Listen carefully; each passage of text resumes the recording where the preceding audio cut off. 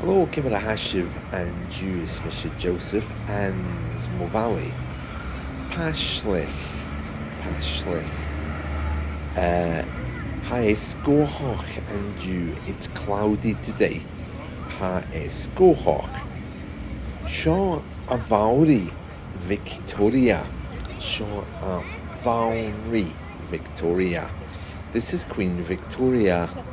The word for queen in Gaelic is Banrigh.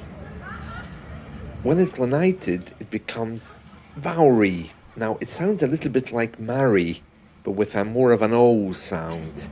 Let me explain. If you look at the word in the notes, you'll see what looks like Banrigh. But it's like the word downfall in English. It has a O and the N gets kind of lost. Downfall. You don't really hear the N there. So it's the same with Vown-ree. Bhànrigh Bhioctoria.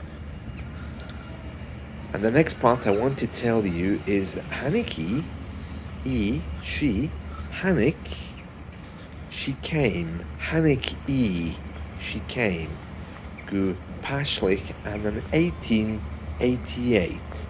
She came to Paisley in 1888.